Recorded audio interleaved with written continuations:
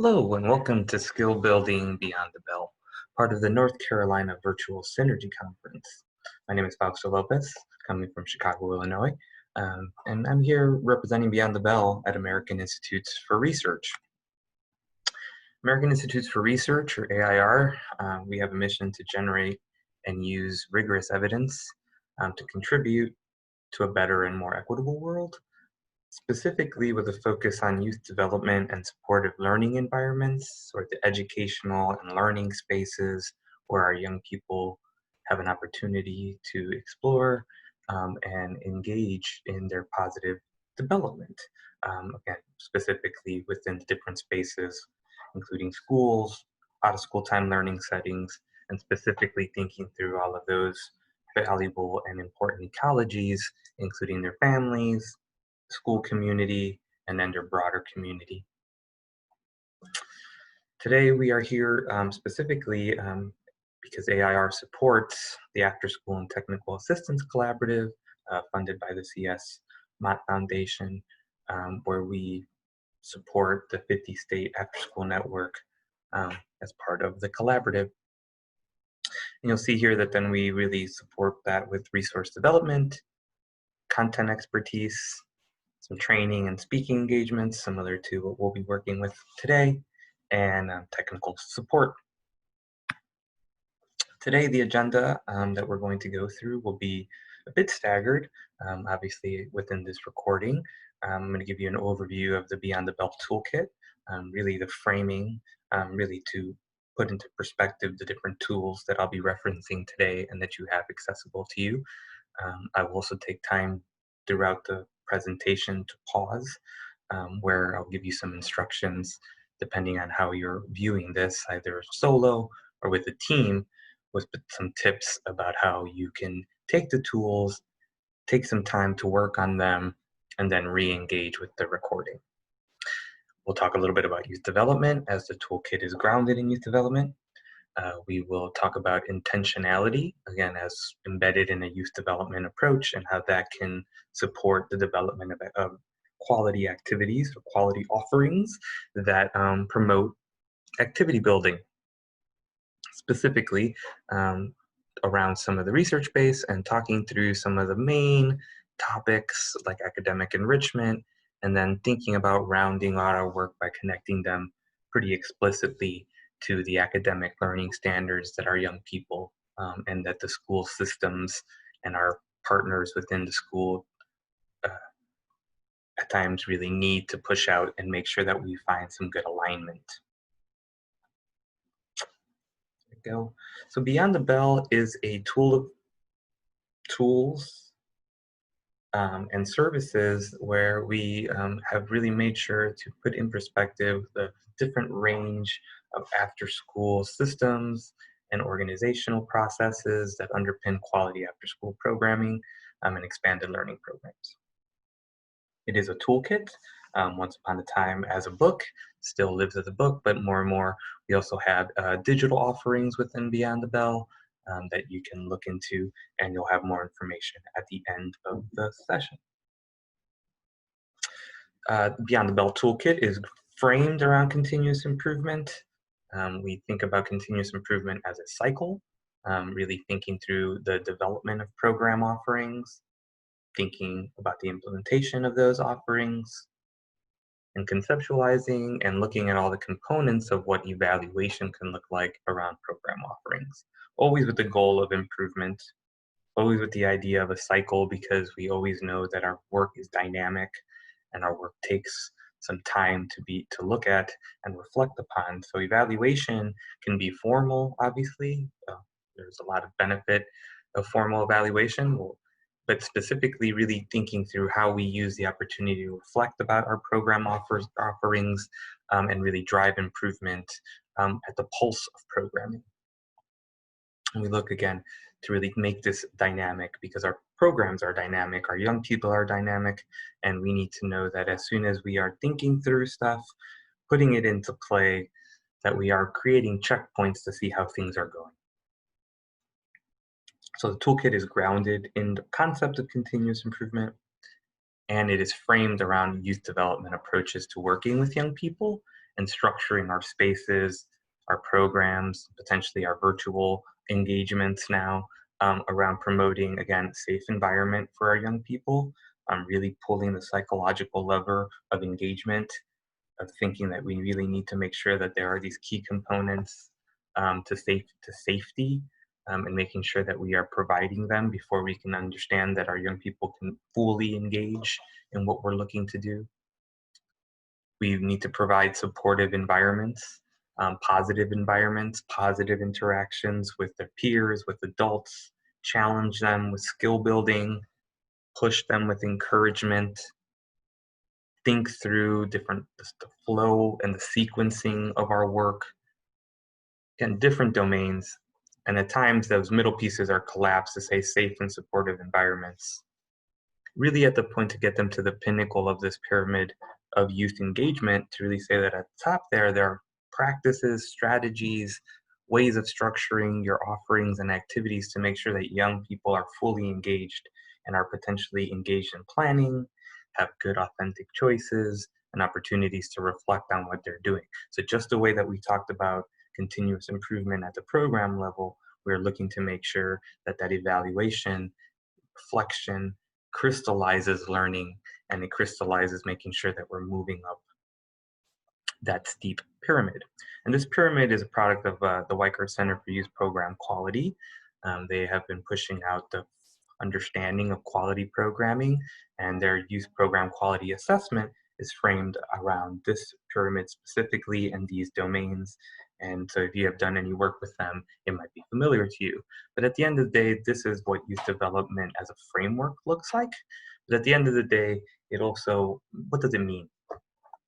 It means that we are on the hook for fostering the positive growth of our young people, of our participants, that we are building on their strengths, that we're looking at our young people as assets, and really making sure that we, as the adults in the room, are figuring out ways to leverage those relationships and really reframe deficit mindsets to make sure that we are promoting the best for our young people, that we're really addressing their developmental needs. And fundamentally, that means that we are aware of their needs, and then really pushing ourselves to say, how do we leverage that information or data on our young people to leverage and get into these developmental relationships so that we can build on their strengths.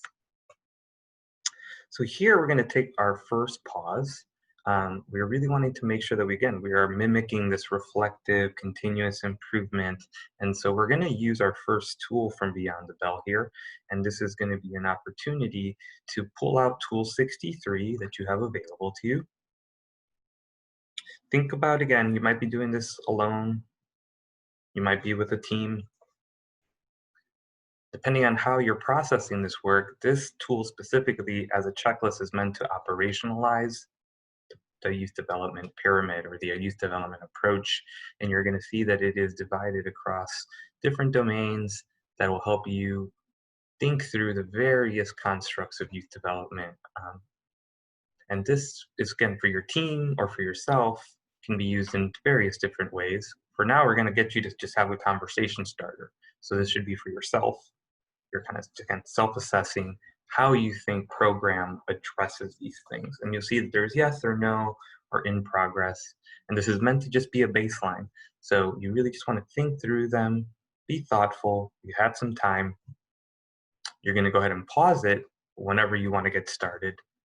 And when you're done, you want to share with either teammates, if possible. If you're doing this alone, just think through and you can make some notes to yourself about all your no's.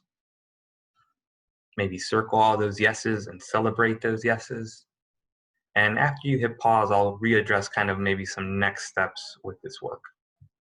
So go ahead and hit pause and go ahead and self-assess using tool 63, thinking through youth development principles in your program.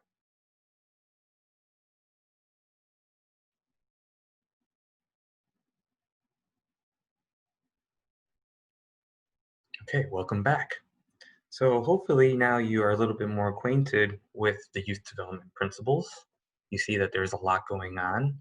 And usually when we're in person, the first question is how many yeses you had or how many nos you had. At this point, really, we're just going to plant some seeds of how you can think about using this tool, either in a professional development offering or on an ongoing basis.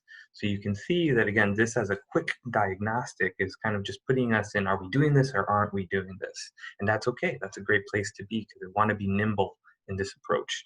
And so looking at those domains and sometimes operationalizing it, maybe you don't need to have everyone reflect on all of those pieces. You can, with this tool, pull out different parts of of different places that you may want your staff to reflect on.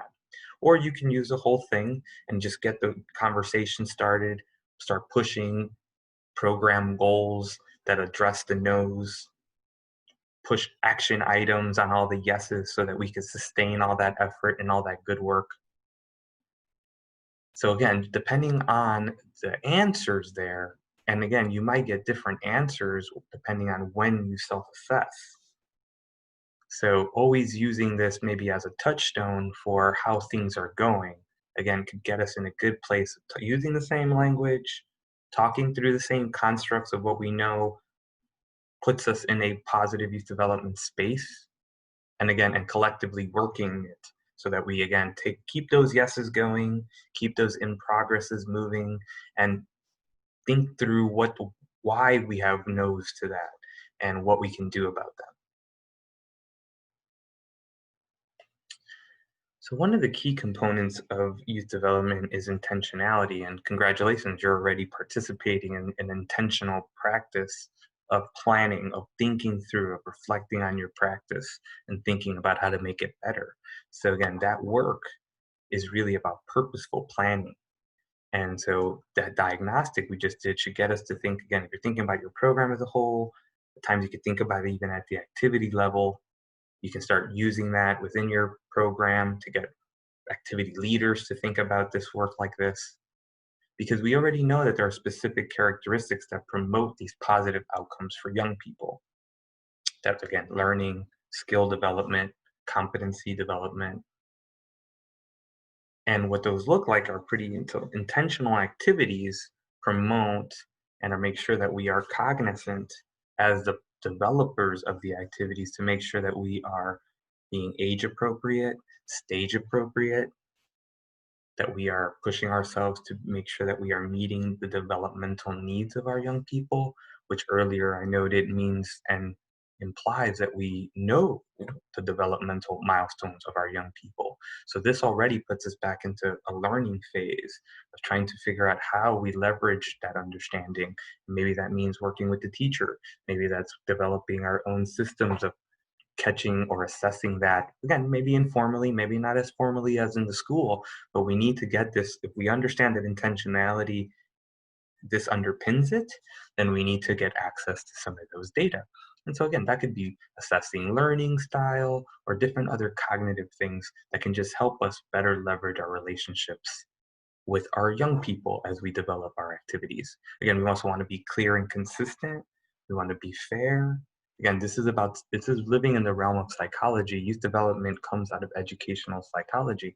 So one of the clear components of that is consistency, clarity, so that we are not confusing our emerging cognitive brains of our young people any more than they may already be. We want to develop activity plans. We want to be, again, intentional about our flow, which means scripting it out, getting at least some type of understanding of where we want to go with it. Maybe not as rigid as a curriculum, because we know that after school at times has some ebb and flow, but it doesn't mean that we don't want to have a plan. And the biggest thing is that we want to, in that plan, in that sequence, and we'll talk about that in a second, that reflection is a key component, not a if we get there component, not a, oh, we're running out of time, we have 5 minutes left in the activity component, is that we know that reflection, processing information is where learning crystallizes itself.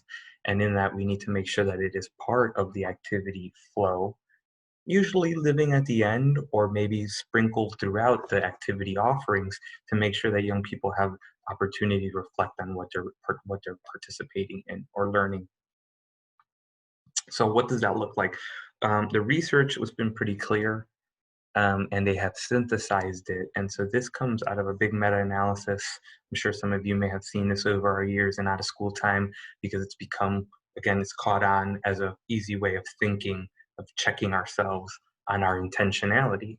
So we need to make sure that we are sequenced in our offerings, that there is, in a way, a sequence flow, that we know that the learning to be developmentally and age appropriate has some type of scaffolding to it, that we're not just jumping in or framing the why. We know that, again, since there is a scaffold, we need to provide them with some primers, getting ourselves to the final product.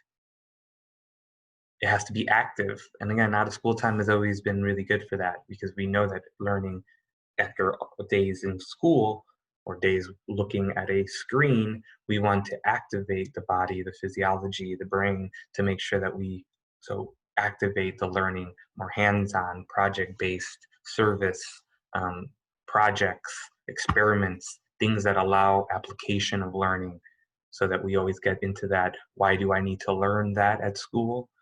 We can apply that into the work and get them to really understand the value of what they're learning. Now, this is a big one. This one comes to us and pushes us back into intentionality. Focus. We need to be focused on which skills we are focusing on. We're going to get into that in the next section, really being clear about the various frameworks that, again, are both have emerged as being great ways of saying this is exactly what we're looking to do.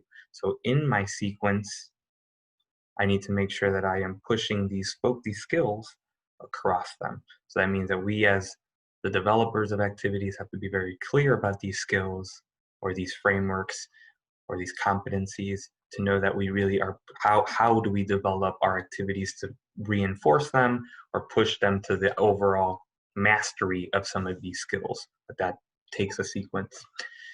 And the E then talks about being explicit about what we're trying to do. And so this really means that we really are also trying to build both the adult vocabulary and youth vocabulary about what are these skills and what are or outcomes that we're shooting for. And so this again takes back to just making sure that we are reinforcing the language, we are being explicit about if we're working on self-management, that we're reinforcing what that means to the young people, what that means even to the staff, so that we understand more and more that at the staff level, we can then recognize that it's happening in program or that we're making strides or that we have to make some changes to make sure that we're working towards that outcome. We'll talk about that in a second when we get into the frameworks. But SAFE just puts us in a place of checking ourselves whether or not we're doing these things so that we make sure that we are setting the proper foundation for learning, or the on-ramp, let's say. So what are these frameworks you keep talking about, Fausto? So some folks are talking about, again, we have the 21st century skills framework, really thinking, again, there's various different competencies that underpin what we understand the 21st century learner and worker are going to have to need to be fruitful in their work moving forward. And again, things like critical thinking, global awareness and competencies, broader accountability. Then you have your social emotional competencies that are the, let's say, the outcomes, or can be the outcome of social and emotional learning, which is the process of acquiring these or crystallizing these. And we usually manage these as like the Castle 5, but you'll see we're going to talk about that framework in a second. And really what we have is self-awareness, management, relationship skills. We'll talk about the others in a second. And then you have all these other non-cognitive skills, different terminology that folks have been throwing around over the years, habit of mind, how you're thinking, which really underpin broader core academic content, resilience, we have grit, self-control, growth mindset. Different folks throwing around different terminology, there are different frameworks. At the end of the day, to be intentional, we have to know that we are aligned to one. If you're going to align to all, then that's going to take a different type of mapping and a different level of intentionality. So we'll talk about that in a second as we kind of get into some of these skill frameworks. So here already, you might already be working within the framework. You may be already comfortable, again, in what we call the Castle 5 here. Again, they were really the forward thinkers, putting in perspective in the formal school environment, the idea of what the product or the outputs of social and emotional learning, again, the process which again, children and adults push themselves through the acquiring of these skills and competencies. So the five that we usually talk about as associated with Castle's framework are self-awareness, self-management, social awareness, various different relationship skills, and then all of those different underpinnings and things that we need to think to make sure that we are applying responsible decision making. You may be already working with this one. This is one of the most familiar to folks. We're going to talk about also 21st century skills, and we're just going to introduce these because, again, depending on what you're already working with, the next tool that we're going to introduce is just going to ask you to focus and be explicit about any of these. So if you like any of these as you're seeing them, like for instance, civic literacy, you may want to do that. The tools that we're going to give you as a resource will allow you to think through any of these outcomes or outputs of your programming and think, how can I develop my activities to get me here, or to sprinkle them throughout, because you're going to see that a lot of these specifically, because the 21st century skill framework from the Partnership for 21st Century Skills has more than five. So you'll see that some of these could actually live across your offering. So that puts us back into making sure that we're intentional about our thinking and our planning about how we're going to get this and how we're going to sequence this or push different of these competencies throughout our offerings. And we also have employability skills. Again, an important aspect that really talks about putting in perspective what we know our young people will have to apply in a workforce space. And you see that the 21st century skill also framework also puts that in perspective. We know that you're going to need critical thinking and problem solving in a workforce space. Even the general Castle 5 and that relationship skills puts us in that space. All of these different things we need in different spheres, in different places. But these employability skills already thinking about really the end in mind, that when we know that we need to work in the 9 to 5, systems is really thinking through how our young people will put these skills and competencies like interpersonal skills and personal qualities, knowing them by then, putting them in perspective, knowing how they can work better in teams. Again, technology isn't going away and has become a bigger imperative now.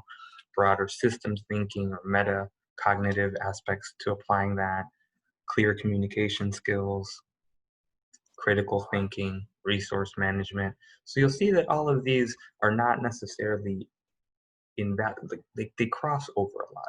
So it's not that you're doing one or not doing any of the other. The question here is really to say that at the end of the day, our young people need all of these. It just will help us in our planning and in our scripting out our sequence or developing our safe activities to really just keep these handy. And so you'll see that, again, we have this as the PowerPoint as a reference guide. When we give you the tool, we're going to ask you to pick some of these to develop your activity. So we'll get to that shortly. So for a long time, this work has lived in the academic enrichment space. And that is our work. And what we're really going to push us now, again, using another tool, is to put a lot of what I just spoke to you about in play. So this is going to give you an opportunity to really think through and start scripting an academic enrichment activity for your young people. Now, already referencing those past frameworks, you're going to need those handy. You're going to need tool 75, and you're going to have to work through this tool, again, either alone or with a team. Maybe if you're doing this with a team, you can think through these different constructs with them. You'll see that the tool really breaks down what is an academic enrichment activity. And you'll see that it is mostly based on young people's expressed needs and interests. So already putting us in a space that we need to know those needs and interests. We need to know potentially that your young people are having trouble in a specific academic area, to make sure that you're supporting them with something interesting in this enrichment space that supports that, either through maybe a STEM activity, cooking, applied arts. You need to know their interests so that again, is a clear lever for engagement. this idea that if you know what they're really into, then you can create those bridges of the learning to something that they're already interested in. So again, either a sport, some type of other academic, some type of other interest. So again, times we've seen a bridge for literacy for young people who are struggling there with comic books, if they're interested in comic books, or you find out what they're interested in reading and you have them start there for comfort. Okay, different ways of doing it. Just want to make sure that you are cognizant of that all young people are not the same and we need to differentiate our places of support. You want to link them to what they're studying in school, which already puts us in a place of having to be intentional of our connections with the school day and thinking about what's happening in their school curriculum, their daily life, whether or not they're coming up on a big test. And maybe it's not academic content, but it's more processing and getting them to think through how they're going to take said test. Again, we just need to know what's happening in their lives so we can connect it more intentionally. We want to be intentional about incorporating the academic content so that again, it's really thinking through the application of it. And we really also want to make sure that we're putting ourselves in a quality space, which then goes back to like, are we hitting all those youth development? So the activity itself and your sequence can be great, but we cannot, that's where we have to also check ourselves on the youth development approach to say, are we doing this with quality? So we may just be rushing through something and we might be missing something. So this is where one of the other tool that was we started today, that youth development checklist can help us support in an ongoing way how we are implementing our amazing academic enrichment activity that you will be designing. So here I'm going to go ahead and pause again. Again, I want to make sure that if you're doing this by yourself or even with a team, you want to pick a topic. When we do this together, we usually do this out of a hat and we give you chess or we give you capoeira or we give you cooking. So you can live in something that you're already offering and work through the prompts in the tool 75, you'll see that it's going to give you various opportunities to just be, again, intentional about your explanation, defining the why you're offering these things, and really pushing yourself to script this out.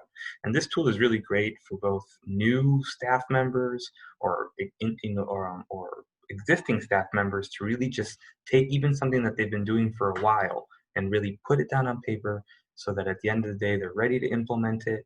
And if by any chance they were ever to leave the program, then you also have a really great, just solid tool that is scripted out for a great academic enrichment offering. So I'm going to go ahead and stop talking, and you can go ahead and pause now and pull out tool 75, the academic enrichment planning tool. Pick a topic or some type of activity to work through with you by yourself or with your team, and you're just going to go ahead and work through those prompts. And when you're done, again, take your time. There's no rush. Work through it because this same topic, I'm going to introduce you to another tool that you can then also take to the next level, let's say. So go ahead and pause it and take your time, and I'll be back shortly.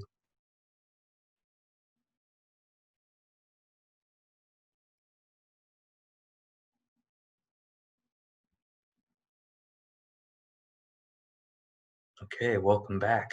I'm hoping that here you've had a good time. You've had a great opportunity to look through these domains and really work through your topic at the activity that you've chosen to really script out. And now you have a great academic enrichment activity that you can think about implementing in your program or sharing with colleagues or really working through as you go along.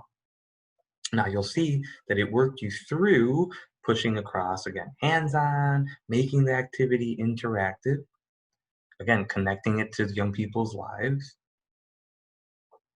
pushing or thinking through the academic content. Again, this one doesn't always have to be so connected. Again, depending on the age range or the age, the the grade of the young person, you can make some different types of connections.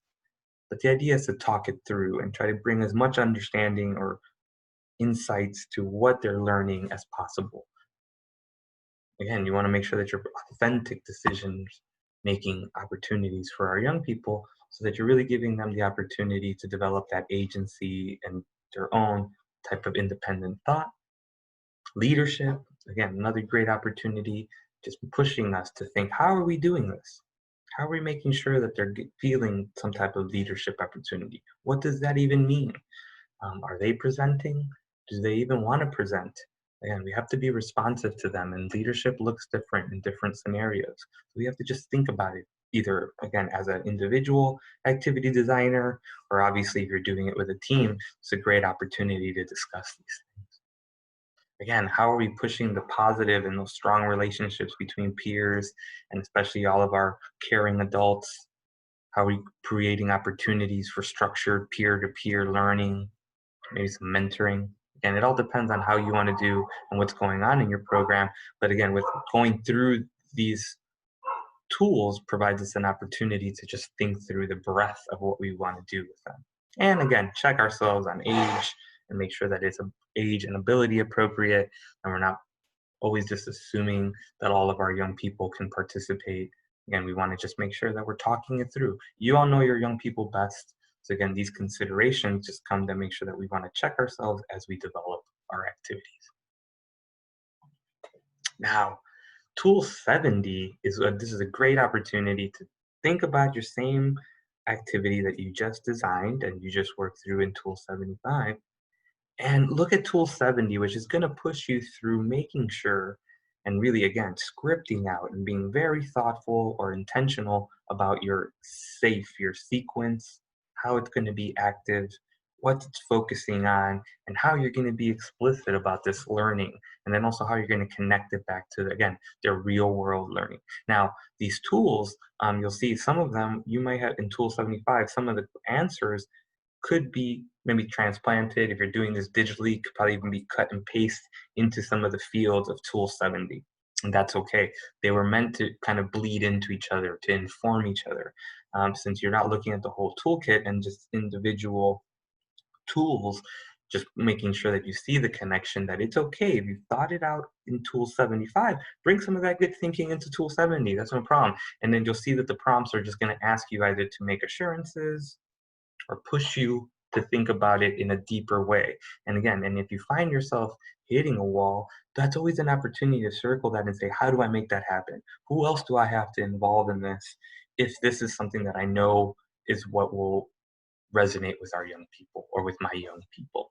And you'll see that it's going to have you focus again on specific. So if you're going to be focused and explicit, this is where you also want to make sure that you are either focusing on those Castle 5, or maybe going back and looking at those 21st century skill bullets or those employability bullets and say, this is also, we know what we're trying to infuse or sprinkle throughout this so that our young people have exposure to it and hopefully develop, or at least are moving towards the development of those skills and competencies. So I'm going to go ahead again, and here you can go ahead and pause, pull out Tool 70. You may want to go back to those slides around Tool 20, around those 21st century skills and those SEL, unless you have them memorized, which is fine. Again, you'll see that the tool will work you through it. Go ahead and follow those prompts. Take your time. And just go ahead and hit play when you are done.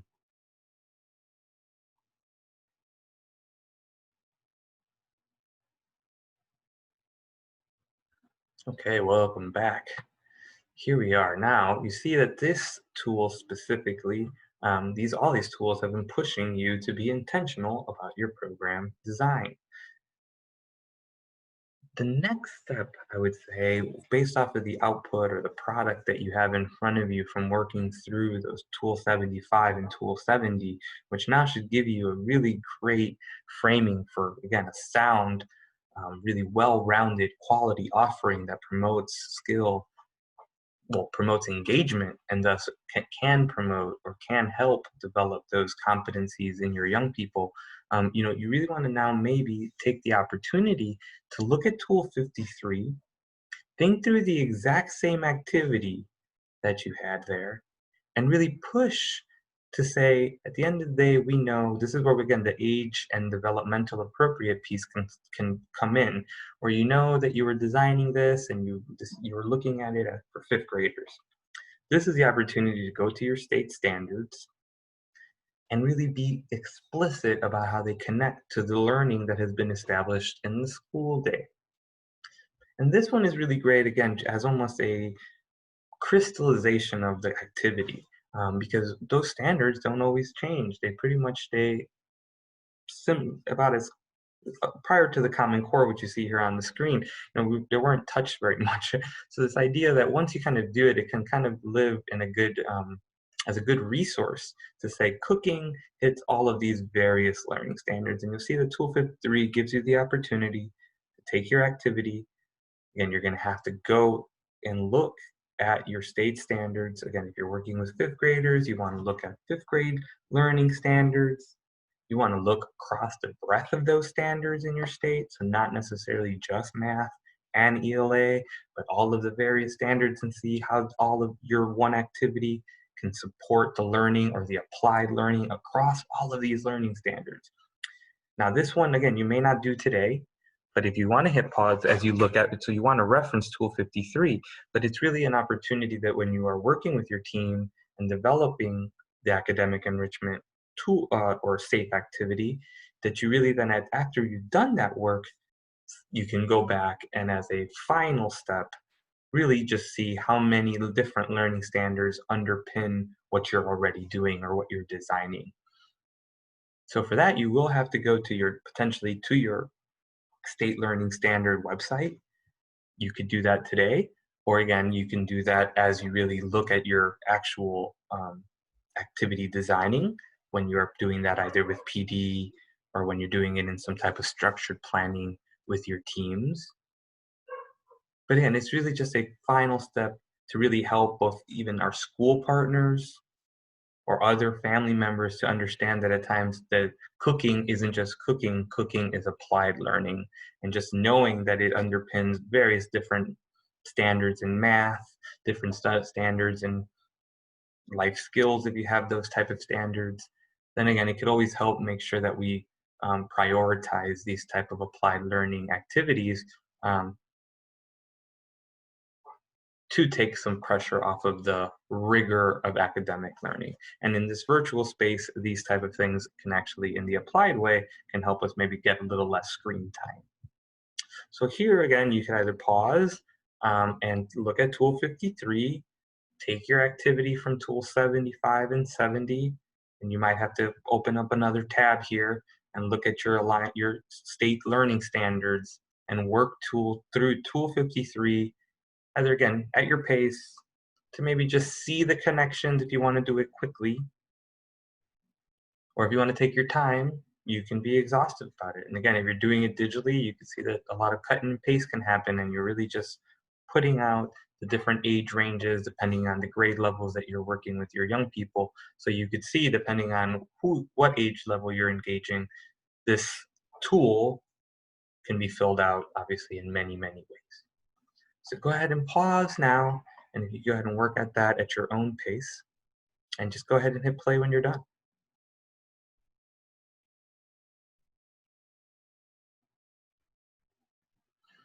All right, so now what you have in front of you is a well-rounded, quality, academic, safe activity that, again, through your work, will now thinking through the implementation of that activity and engaging your young people, pushing yourself to check your youth development approach through that checklist as you really implement that reflection as it goes along will help you make sure that it is resonating with your young people, that all the hard work that you do either today or when you take these tools back to your team and do it in a structured planning way, or assign it as their own individual PD activity, that through this work you are creating a good structured offering that can be implemented either from year to year, can be sustained and put in a program plan that says like, this is our cooking academic enrichment um, activity, because we have thought it out and it is well scripted out the way and with the support of Beyond the Bell tools. And with that, this concludes our time together.